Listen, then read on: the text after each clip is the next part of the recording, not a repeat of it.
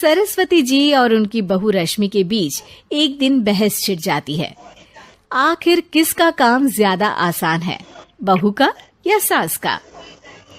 माँ जी, सास को काम ही क्या है, आपके सारे काम उंगलियों पे तो हो जाते हैं। कुछ भी। हाँ, हिसाब तो उंगलियों पे ही हो जाता है ना।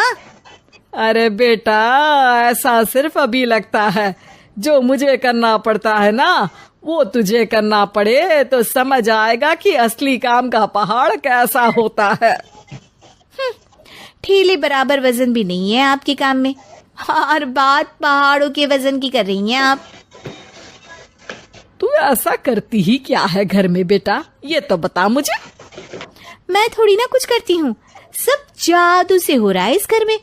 अरे एक दिन मेरा काम करोगी तो समझ आएगा। Okay okay, shut up. कल से मैं घर के काम करूंगी और तू मेरी जगह हर चीज का हिसाब रखना, ठीक है? ठीक है, ये भी कर लेते हैं। ये सास बहू की डील के बारे में रश्मि के पति अमन को नहीं पता था, और ना ही अमन के पिताजी सुरेश जी को। पर गेहूं के साथ साथ जैसे घुन भी पिस जाता है, ये दोनों भी पीसने वाले थे। सुबह अमन उठकर रेडी होता है ऑफिस जाने के लिए, तो पता है उसके कपड़े नहीं निकले हुए हैं। अरे रश्मि, तुमने मेरे कपड़े नहीं निकाले? अपनी माँ से पूछो ना, उन्हीं का काम है ये। अमन अपनी माँ के पास जाता है। अब मेरे कपड़े आज आप देने वाले हो क्या माँ?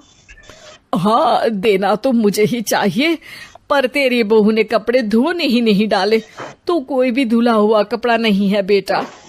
हैं? ऐसा क्यों? कपड़े तो धोने आप ही देते हो ना माँ? अरे बहू ने तुझे बताया नहीं, अब हम अदल बदल गए हैं। मैं अब बहू और तेरी बीवी सास। अमन परेशान हो गया। वो बिना इस्त्री के कपड़े पहनकर ऑफिस चला गया। सरस्वती जी अपने घुटने के दर्द के कारण झुककर घर साफ नहीं कर पा रही थी, और ना ही खाना बनाना याद रख पाई। उधर रश्मि पहले ही दिन घर की चाबी घुमा चुकी थी और 300 रुपए का हिसाब अलग नहीं मिल रहा था।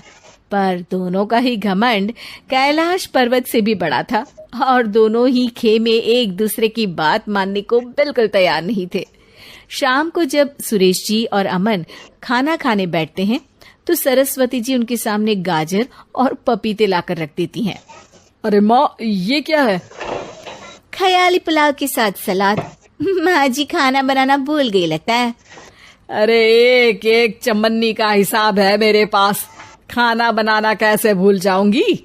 ये तो मैंने पढ़ा था कि फल फ्रूट खाने से सेहत अच्छी रहती है, इसीलिए ये ले, एक फल खा ले। रात को सुरेश जी और अमन अपनी मीटिंग बिठाते हैं अकेले में। बाबूजी, इनकी लड़ाई के कारण ना हमें ठीक से खाना मिल रहा है, उल्टा घर के सारे काम रुक गए हैं। हाँ बेटा, 2 भैंसों की लड़ाई में बेचारे खेत के पौधों का भी नुकसान हो रहा है। पर पापा, क्या बताऊं आपको, मैंने माँ को इस महीने की 2 तारीख को बिजली के बिल के पैसे दिए थे। आज बिल भरने के लिए मांगने गया तो पता चला कि रश्मि उन पैसों से गैस सिलेंडर ले आई।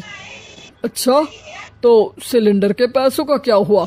अब सिलेंडर के तो कोई पैसे नहीं थे बाबूजी, हमारे घर पर गैस की पाइपलाइन लगी है ना।